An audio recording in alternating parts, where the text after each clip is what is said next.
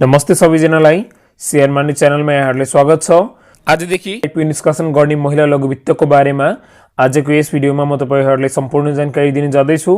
धेरै दिनपछि मात्र यति राम्रो स्ट्रङ फन्डामेन्टल भएको कम्पनीले आईपीओ निष्कासन गर्दै छ। त्यसैले यो कम्पनीको आईपीओ भर्न नछुट्याउनु होला र आजको यस भिडियोमा म तपाईहरुलाई यी सबै जानकारी दिन जाँदै छु। सबैभन्दा पहिले कम्पनीको बारेमा जानकारी दिने छु, त्यसपछि कम्पनीको बिजनेस मोडल के हो र आईपीओ को बारेमा पनि जानकारी दिने छु र त्यस्तै दोस्रो बजारमा यो कम्पनीको कारोबार कति मूल्यमा खुल्ने छ, कम्पनीको लाभांश दिने क्षमता कति छ, यी सबै जानकारी आजको यस भिडियोमा तपाईले पाउनु हुनेछ। त्यसैले भिडियो अन्त्यसम्म हेर्नु होला। र यो एउटा आईपीओ एनालिसिस भिडियो मात्र नभएर जब तपाई दोस्रो बजारबाट यो कम्पनीको शेयर खरिद गर्नुहुन्छ त्यो बेला पनि तपाईले यस भिडियोले धेरै नै मद्दत गर्नेछ। आजभोलि आईपीओ पर्ने सम्भावना न्यून नै हुन्छ, त्यो बेला हामी दोस्रो बजारबाट राम्रो कम्पनी छनौट गरेर ती कम्पनीहरुको शेयर खरिद गर्ने गर्छौं र त्यो बेला आईपीओ एनालिसिसको भिडियोमा दिएको इन्फर्मेसनहरु त्यहाँ तपाईले काम लाग्न सक्छ। भिडियो मन परेमा कृपया लाइक गरिदिनु होला। तपाईहरुले गर्नुभएको लाइक, शेयर र सब्स्क्राइबले गर्दा आगामी दिनहरुमा पनि हामीलाई यस्तै नयाँ भिडियो लिएर आउन प्रोत्साहन गर्नेछ। सबैभन्दा पहिले म तपाईहरुले यो कम्पनीसित सम्बन्धित केही महत्त्वपूर्ण जानकारीहरु दिन जाँदै छु। यो एउटा माइक्रो फाइनान्स कम्पनी हो र यसलाई नेपालीमा लघु वित्त कम्पनी पनि भन्ने गरिन्छ। यो लघु वित्तको स्थापना विक्रम सम्वत 2075 साल जेष्ठ 24 गते भएको थियो र त्यसै वर्ष कार्तिक 1 गतेबाट यस लघु वित्तले आफ्नो कारोबार सञ्चालनमा ल्याएको थियो। यस लघु वित्तको प्रधान कार्यालय काभ्रेपलाञ्चोक जिल्लाको बनेपा नगरपालिकामा रहेको साँगा गाविसमा छ। नेपालभरि यस लघु वित्तको 29 जिल्लामा फैलिएको कुल 53 वटा शाखाहरू छ। यस लघु वित्तसित अहिले 244 वटा कर्मचारी सहित 43971 वटा ग्राहक आबद्ध छन्। महिला लघु वित्तले जाल्पा लघु वित्तले अक्वायर गर्ने प्रस्ताव नेपाल राष्ट्र बैंकले पारित गरिसकेको छ। अब यसपछि लघु वित्त कम्पनीहरूले कसरी नाफा कमाउँछ र लघु वित्त कम्पनीहरूको बिजनेस मोडल के छ। लघु वित्त कम्पनीहरू नेपाल राष्ट्र बैंकले वर्गीकरण गरेको डी क्लास फाइनान्शियल इन्स्टिट्युसन भित्र पर्छ। यो पनि एउटा बैंक जस्तै भयो। जसरी तपाईले बैंकमा पैसा राख्नुहुन्छ र बैंकबाट लोन लिनुहुन्छ, सेम त्यस्तै यसले पनि काम गर्ने गर्छ। यहाँ पनि कस्टमरहरूले आफ्नो पैसा लघु वित्त कम्पनीहरूमा डिपोजिट गर्ने, ग्राहकहरूले निक्षेप स्वरूप जम्मा गरेको पैसा लघु वित्त कम्पनीहरूले आफ्नो कस्टमरहरूलाई कर्जामा पनि दिने गर्छ। तर माइक्रो फाइनान्सहरूले यस्तो मान्छेहरूलाई लोन दिन्छ जोसित कोलेटरल राख्नको लागि केही सम्पत्ति छैन। यदि तपाईले ए क्लास बैंकमा कर्जा लिन जानुभयो भने त्यो बेला तपाईले त्यहाँ धितो राख्नु पर्छ। तर मध्यम वर्गीय आय भएका व्यक्तिहरूसित धितो राख्ने सम्पत्ति हुँदैन। त्यसैले त्यस्तो बेला उनीहरूले यस्तो माइक्रो फाइनान्सहरूबाट कर्जा लिने गर्छन् र त्यो ऋण लिए बापत माइक्रो फाइनान्सलाई चाहिँ ऋणकर्ताले ब्याज तिर्नुपर्छ र त्यो चाहिँ माइक्रो फाइनान्सको लागि एउटा इन्कम भयो। र माइक्रो फाइनान्सले जुन आफ्नो कस्टमरहरूको पैसा डिपोजिटमा राखेको छ त्यो कस्टमरहरूले पनि ब्याज तिर्नु पर्यो। त्यो चाहिँ माइक्रो फाइनान्सको लागि एक्सपेन्स हो। अब यहाँ इनकेस माइक्रो फाइनान्सलाई डिपोजिटले चाहिँ लोन दिन पुगेन भने त्यो बेला माइक्रो फाइनान्सले अरू ठाउँबाट पैसा ल्याएर आफ्ना कस्टमरहरूलाई लोन दिने गर्छ। बाहिरबाट पैसा ल्यायो भने त्यो बेला अलि त्यसको कस्ट चाहिँ हाई हुन्छ, तर डिपोजिटबाट पैसा आयो भने त्यो बेला त्यसको कस्ट चाहिँ लो हुन्छ। 5% ब्याजमा पैसा लिएर त्यसलाई चाहिँ 8% 9% मा चाहिँ कर्जा दिने, यो नै लघु वित्त कम्पनीहरूको मेन कन्सेप्ट हो। अब यसपछि आईपीओ को बारेमा कुरा गरौँ। महिला लघु वित्तले 4 लाख किता आईपीओ निष्कासन गर्दैछ, जसमध्ये 5% सामूहिक लगानी कोषको लागि छुट्याइएको छ, अर्थात 20,000 किता सामूहिक लगानी कोषको लागि छुट्याइएको छ। त्यस्तै 5,000 किता कम्पनीका कर्मचारीहरूको लागि छुट्याइएको छ र बाँकी रहेको 3,75,000 किता सर्वसाधारणको लागि छुट्याइएको छ। आईपीओ को बिक्री माघ 30 गतेदेखि लिएर फागुन 5 गतेसम्म खुला रहनेछ। यो 6 दिन भित्रमा तपाईले यो कम्पनीको आईपीओमा आवेदन बुझाइसक्नुपर्छ। प्रायजसो कम्पनीको आईपीओ को बिक्री 4 दिनसम्म मात्र खुला रहन्छ। तर यदि आईपीओ निष्कासन अवधि भित्र कुनै पनि सार्वजनिक बिदा पर्यो भने त्यो बेला आईपीओ को डेट चाहिँ एक्सटेन्ड हुन्छ। यो कम्पनीको आईपीओ निष्कासन भएको मिति भित्र दुईवटा सार्वजनिक बिदा परेको छ। एउटा चाहिँ आज शुक्रबार सोनम लोसारको बिदा र अर्को चाहिँ भोलि शनिबार। यी दुईवटा बिदा भएकोले यो आईपीओ को बिक्री 6 दिनसम्म खुला रहनेछ। आईपीओ को मूल्य 100 रुपैयाँ छ। बुक बिल्डिङ अथवा प्रिमियम मूल्यमा यो कम्पनीको आईपीओ निष्कासन भइरहेको छैन। त्यसपछि अर्को चाहिँ म्याक्सिमम र मिनिमम क्वान्टिटी। आईपीओमा तपाईले न्यूनतम 10 किता एप्लाई गर्नुपर्छ र अधिकतम तपाईले यस कम्पनीको आईपीओमा 1000 कितासम्मको लागि आवेदन दिन सक्नुहुन्छ। यस कम्पनीको आईपीओले इक्रा नेपालबाट इक्रा एनपी BB को रेटिङ पाएको छ। यस्तो रेटिङ पाउने संस्थाहरुमा तपाईले लगानी गर्नुभयो भने रिस्क चाहिँ ठिकठिकै हुन्छ, धेरै रिस्क पनि हुँदैन अथवा थोरै रिस्क पनि हुँदैन। यो रेटिङ अनुसार कम्पनीले समयमै आफ्नो दायित्वहरू पूरा गरेको छ। यस कम्पनीको आईपीओ मा तपाईले 10 किता एप्लाई गर्नुभयो भने त्यो चाहिँ पर्याप्त हुन्छ। यो भन्दा धेरै एप्लाई गर्नु पर्दैन। जसले धेरै शेयर एप्लाई गर्यो त्यसको आईपीओ पर्ने सम्भावना धेरै हुन्छ। त्यस्तो चाहिँ हैन। पहिले धेरै एप्लाई गर्नुभयो भने अननेसेसरी तपाईको पैसा मात्र ब्लक हुन्छ। त्यसैले 10 किताको लागि आवेदन दिनुभयो भने त्यो चाहिँ पर्याप्त छ। यस कम्पनीको आईपीओ जम्मा 37,500 जनाले 10-10 किताको दरले पाउने छन् र त्यो पनि गोला प्रथाद्वारा उहाँहरूले यो कम्पनीको 10-10 किताको दरले शेयर पाउने छन्। र यदि यो कम्पनीको आईपीओ मा 16 लाख लगानीकर्ताले आवेदन बुझाए भने एक जनाको पर्ने चान्स भनेको जम्मा 2.34% रहेको छ। त्यसैले यो हाम्रो अब लकमै फुल्ली भर पर्छ। गोला प्रथाद्वारा आईपीओ को बाँडफाँड कसरी हुन्छ त्यसमा हामीले अलरेडी भिडियो बनाइसकेका छौं। त्यो भिडियो हेर्नको लागि राइट साइडको टपमा आई बटन छ, त्यो आई बटनमा क्लिक गरेर त्यहाँबाट तपाई त्यो भिडियो हेर्न सक्नुहुन्छ र साथै त्यस भिडियोको लिंक मैले डिस्क्रिप्सन बक्समा पनि राखिदिएको छु। अब यसपछि यस लघुवित्तको क्यापिटल स्ट्रक्चरको कुरा गरौँ। महिला लघुवित्तको अथराइज शेयर क्यापिटल 20 करोड छ। त्यस्तै जारी पुँजी अर्थात इस्युड शेयर क्यापिटल 10 करोड छ र हाल यस लघुवित्तको आईपीओ निष्कासन अगाडिको चुक्ता पुँजी 6 करोड छ र आईपीओ निष्कासन पश्चात यस कम्पनीको चुक्ता पुँजी 10 करोड कायम हुनेछ। त्यसपछि यस लघुवित्तमा कसले लगानी गर्नु भएको छ। यस लघुवित्तको शेयर होल्डिङ रेशियो चाहिँ 60:40 को छ। 60% लगानी प्रोमोटरको रहेको छ भने बाँकी रहेको 40% लगानी जनरल पब्लिक, एम्प्लोइज र म्युचुअल फन्डको छ। र मेजर प्रोमोटरमा डाक्टर इमान सिंह गुरुङ, उहाँसित यस कम्पनीको 1,45,000 किता शेयर रहेको छ। त्यस्तै अर्को मेजर प्रोमोटरमा चाहिँ माछापुच्छ्रे बैंक छ र माछापुच्छ्रे बैंकको स्वामित्वमा यस कम्पनीको 1,40,000 किता शेयर रहेको छ। र अर्को मेजर प्रोमोटरमा चाहिँ जुली कुमार महतुन छ, उहाँको स्वामित्वमा यस कम्पनीको 1 लाख किता शेयर रहेको छ। यी तीन जनासित यो कम्पनीको सबैभन्दा धेरै किता शेयर रहेको छ। त्यसपछि अब बोर्ड अफ डाइरेक्टरमा चाहिँ को छन् र उहाँहरुसित के कस्तो अनुभव छ। यस लघुवित्तको अध्यक्ष पदमा तारा कुँवरजी हुनुहुन्छ र उहाँले यो भन्दा पहिले 2 वर्ष गोरखा एयरलाइन्स र यति एयरलाइन्समा चाहिँ काम गरिसक्नु भएको छ र साथै उहाँले ट्राभल एन्ड टुरिज्म सेक्टरमा पनि लामो समयसम्म काम गरिसक्नु भएको छ। र सञ्चालक समितिमा रहेका दोस्रो व्यक्ति इन्दु कुमारी कार्की र उहाँले चाहिँ जनकपुर सिगारेट फ्याक्ट्रीमा काम गरिसक्नु भएको छ। त्यस्तै स्वतन्त्र सञ्चालकमा चाहिँ कपिला पोखरेलजी हुनुहुन्छ र अर्को कम्पनीको डाइरेक्टरमा चाहिँ डाक्टर इमान सिंह गुरुङजी हुनुहुन्छ, उहाँसित हाइड्रो पावर क्षेत्रको अनुभव छ। अब फाइनान्शियल हाइलाइटतिर लागौं। पछिल्लो 3 वर्ष र अघिल्लो 3 वर्षको के कस्तो यस लघुवित्तको प्रगति छ त्यो हामी यो फाइनान्शियल हाइलाइटमा हेर्न सक्छौं र कुनै पनि लघुवित्तलाई एनालाइज गर्ने बेला तपाईले यी सबै इन्डिकेटरहरू ध्यान दिएर हेर्नुपर्छ। सबैभन्दा पहिले चाहिँ पेड अप क्यापिटल छ। और पेड अप क्यापिटल भनेको यस कम्पनीमा शेयर धनीको कति पैसा छ त्यो चाहिँ पेड अप क्यापिटलबाट बुझ्न सकिन्छ। कम्पनीले 76-77 सम्म चाहिँ आईपीओ निष्कासन गरेको छैन, त्यसैले यस कम्पनीको पुँजी 6 करोड नै छ। आईपीओ निष्कासन पश्चात यस कम्पनीको चुक्ता पुँजी 10 करोड हुन्छ। त्यसैले 77-78 देखि लिएर यस कम्पनीको चुक्ता पुँजी चाहिँ 10 करोड कायम भएको छ।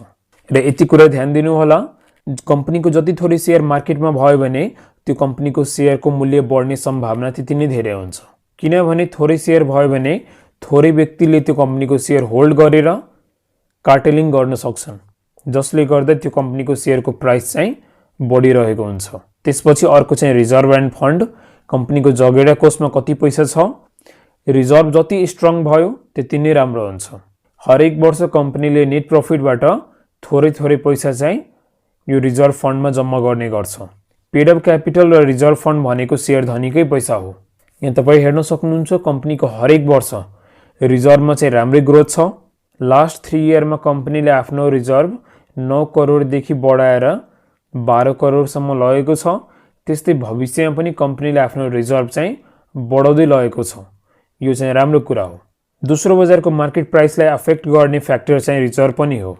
इन केस कम्पनी चाहिँ टाट पल्ट्यो भने त्यो बेला कम्पनीले आफ्नो सबै लायबिलिटीहरू क्लियर गरिसकेपछि जति पैसा बाँकी हुन्छ त्यो चाहिँ शेयर धनीहरूको पैसा हुन्छ। त्यसैले रिजर्भ कोषमा जति धेरै पैसा भयो कम्पनीलाई चाहिँ त्यसले त्यति नै ब्याकअप दिएको हुन्छ। त्यसपछि अर्को चाहिँ डिपोजिट। डिपोजिट भनेको कस्टमरहरूले यो लघु वित्तमा कति आफ्नो पैसा जम्मा गरेका छन्। कस्टमरहरूले हरेक वर्ष आफ्नो पैसा यसमा डिपोजिट गर्दै गएका छन्, जसले गर्दा लघु वित्तलाई आफ्नो कारोबार गर्न झन सहज भएको छ। जति धेरै डिपोजिट भयो कम्पनीले बाहिरबाट पैसा ल्याउनु पर्दैन, त्यही डिपोजिटबाट आफ्नो कस्टमरहरूलाई चाहिँ लोन दिन पुग्छ र थोरै कस्टमा आफ्नो कस्टमरहरूलाई चाहिँ लोन दिन पाइयो, जसले गर्दा यस्तो बेला चाहिँ हाई प्रॉफिट मार्जिन हुन्छ। डिपोजिटको कस्ट जहिले पनि थोरै हुन्छ इन कम्प्यारिजन विथ बोरोइङ। अर्को चाहिँ बोरोइङ्स। बोरोइङ्स भनेको कम्पनीले डिपोजिटबाट पैसा नपुगेर कम्पनीले अरू ठाउँबाट पैसा ल्याएर आफ्नो कस्टमरहरूलाई लोन दिएको छ र बोरोइङ्स कस्ट चाहिँ हाई हुन्छ in comparison with the deposit. डिपोजिटको कस्ट चाहिँ 5% भयो भने बोरोइङको कस्ट 6% अथवा 7% हुन सक्छ। यहाँ तपाईँ हेर्न सक्नुहुन्छ कम्पनीको बोरोइङ पनि बढेको छ। यहाँबाट के बुझ्न सकिन्छ भने कम्पनीले आफ्नो कारोबार अझै विस्तार गरेको छ। त्यसपछि लोन्स एन्ड एडभान्स। अब कम्पनीले आफ्नो कस्टमरहरूलाई कति लोन दिएको छ र मेन सोर्स अफ इन्कम भनेको यो लोन्स एन्ड एडभान्सबाट आउने इन्ट्रेस्ट नै हो मेन सोर्स अफ इन्कम। यो पनि बढ्नु भनेको राम्रै कुरा हो। यो जति धेरै बढ्यो कम्पनीको नाफा चाहिँ त्यति नै धेरै बढ्छ। तर कम्पनीले समय समयमा आफ्नो कर्जा चाहिँ उठाउन जान्नु पर्यो। त्यसपछि अर्को चाहिँ नेट इन्ट्रेस्ट इन्कम। इन्ट्रेस्ट इन्कमबाट इन्ट्रेस्ट एक्सपेन्सेस घटाइसकेपछि जुन रिमेनिङ हुन्छ नेट भ्याल्यु, त्यसलाई चाहिँ हामी नेट इन्ट्रेस्ट इन्कम भन्ने गर्छौँ। कम्पनीको नेट इन्ट्रेस्ट इन्कम चाहिँ हरेक वर्ष बढ्दो क्रममा छ, त्यो चाहिँ राम्रो कुरा हो। त्यसपछि अर्को चाहिँ operating profit. Day to day एक्टिभिटिजबाट भएको नाफा चाहिँ अपरेटिङ प्रफिटमा हुन्छ, यो पनि कम्पनीको अपरेटिङ प्रफिट बढेकै छ। त्यसपछि अर्को चाहिँ नेट प्रफिट। कम्पनीले आफ्नो खर्चहरू सबै घटाइसकेपछि जुन बाँकी रहेको पैसा हुन्छ त्यसलाई चाहिँ नेट प्रफिट भनिन्छ र यो नेट प्रफिट तपाईँ यहाँ हेर्न सक्नुहुन्छ। नेट प्रफिट हरेक वर्ष राम्रै बढ्दै क्रममा छ। नेट प्रफिट जति धेरै भयो त्यति नै इपिएस हाई हुन्छ। इपिएस हाई भयो भने डिभिडेन्ड पेइङ क्यापेसिटी चाहिँ त्यहाँ बढ्छ। त्यसपछि अर्को चाहिँ अर्निङ पर सेयर। हरेक वर्ष कम्पनीले एउटा सेयरमा कति नाफा आर्जन गरेको छ त्यो तपाईँ यहाँ हेर्न सक्नुहुन्छ। एकदमै राम्रो अर्निङ पर सेयर छ यो लघु वित्तको। यहाँबाट के बुझ्न सकिन्छ भने यो लघु वित्तबाट राम्रै डिभिडेन्डको आशा गर्न सकिन्छ।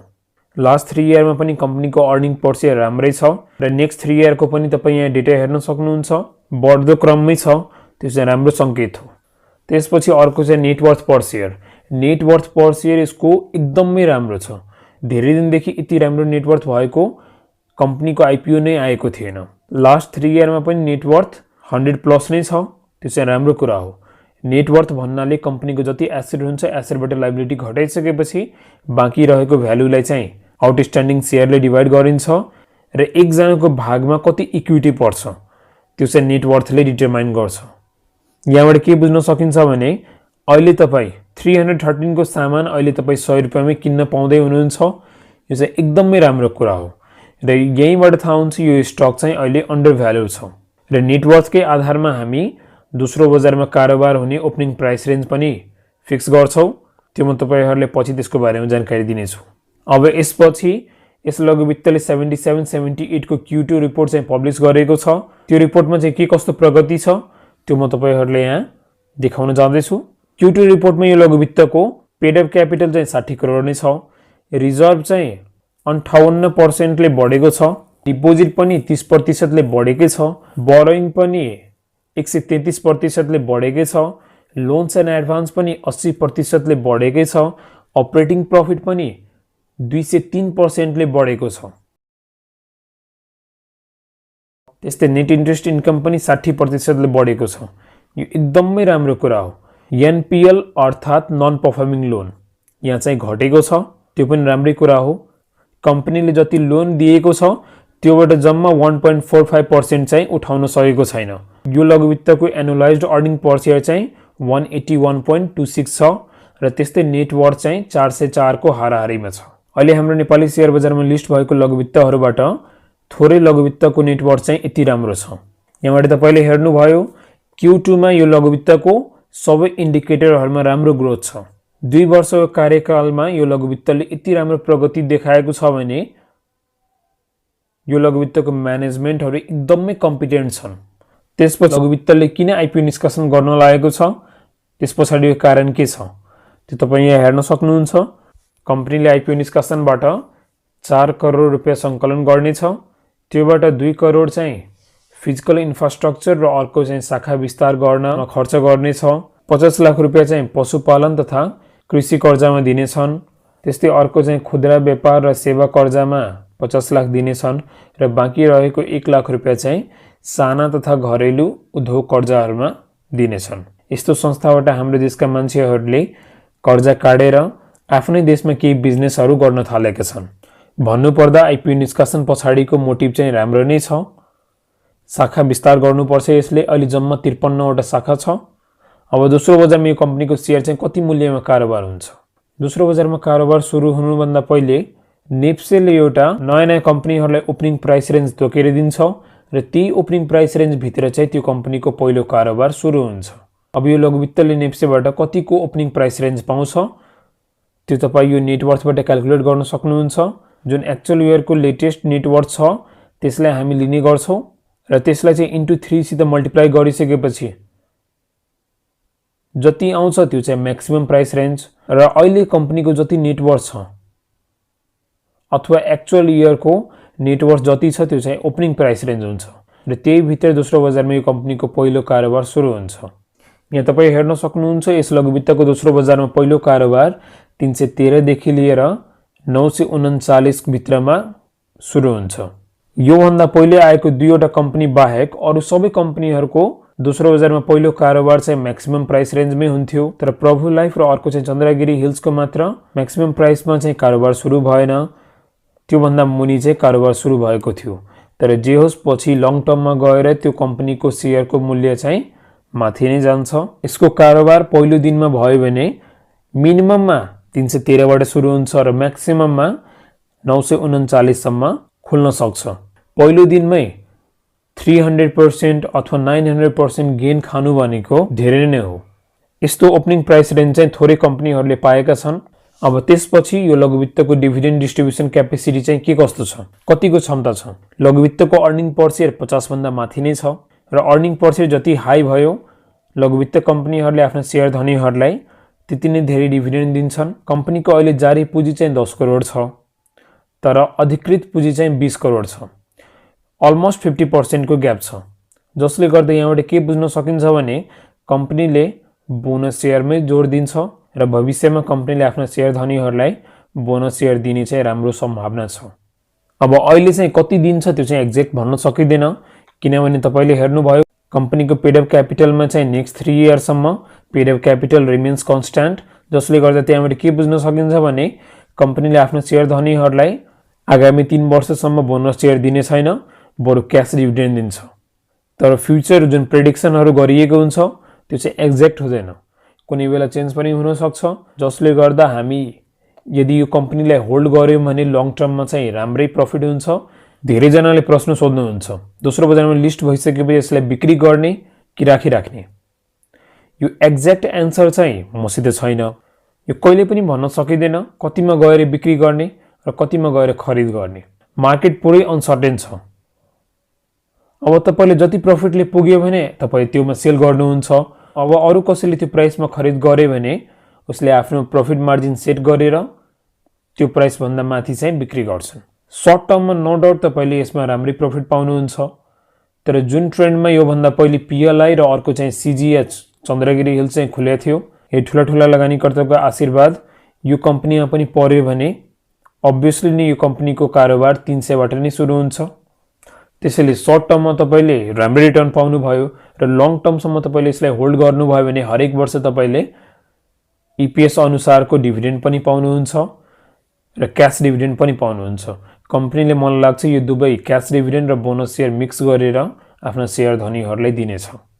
यदि मानौ हरेक वर्ष तपाईले 50% पनि डिभिडेन्ड दियो भने 10 को 15, 15 को फेरि आधी 7.5 त्यसरी क्याल्कुलेट हुँदै जान्छ र बोनस शेयरले गर्दा तपाईको इक्विटी चाहिँ बढ्छ। सो बेटर यस्तो कम्पनी चाहिँ लङ टर्मसम्म होल्ड गर्नु भयो भने राम्रो हुन्छ। कम्पनीको नेटवर्थ जुन तरिकाले बढेको छ र कम्पनीको अर्निङ पर शेयर जुन तरिकाले बढेको छ त्यहाँबाट हेर्न सकिन्छ कम्पनीको भविष्य पनि राम्रो नै छ र सक्दो यस्तो कम्पनीको शेयर दोस्रो बजारबाट खरिद गर्नुस्। यो भन्दा पहिले मैले हेरेको थिएँ एकजनालाई लघुवित्त कम्पनीको आईपीओ को 10 किता परेको थियो र उहाँले 2-3 वर्षसम्म होल्ड गर्नुभयो। त्यसपछि उहाँले त्यो 10 कितालाई चाहिँ 40 किता बनाएर बिक्री गर्नुभयो। अब आइपिओ कसरी एप्लाई गर्ने तपाईसित दुईवटा तरिका छ। सबैभन्दा पहिलो तरिका बैंक गएर त्यहाँबाट आस्पा फर्म भरेर त्यहाँबाट आइपिओ एप्लाई गर्न सक्नुहुन्छ। दोस्रो सबैभन्दा राम्रो तरिका संसारकै जुनसुकै कुनाबाट अनलाइन मार्फत तपाईले यो कम्पनीको आइपिओमा आवेदन बुझाउन सक्नुहुन्छ। अब त्यो मेरो शेयरबाट आइपिओ कसरी एप्लाई गर्ने यो तपाईले त्यो आउँदैन भने हामीले त्यसमा अलरेडी भिडियो बनाइसकेका छौं। त्यो भिडियो एकचोटी हेर्नु होला। भिडियोको लिंक चाहिँ माथि कार्डमा हेर्न सक्नुहुन्छ र साथै तल चाहिँ डिस्क्रिप्सन बक्समा दिएको छ। त्यसमा गएर त्यहाँबाट त्यो भिडियो हेर्नु होला।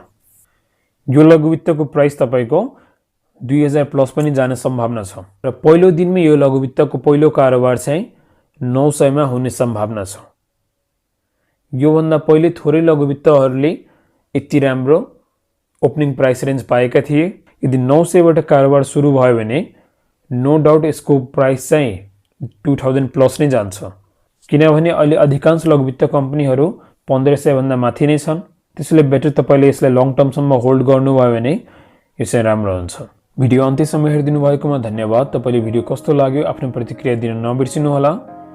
यदि कुनै पनि टपिकमा भिडियो चाहियो भने त्यो टपिकको नाम कमेन्ट बक्समा लेख्नुस्। हामी सक्दो छिटो भन्दा छिटो त्यो टपिकमा भिडियो लिएर आउने छौं।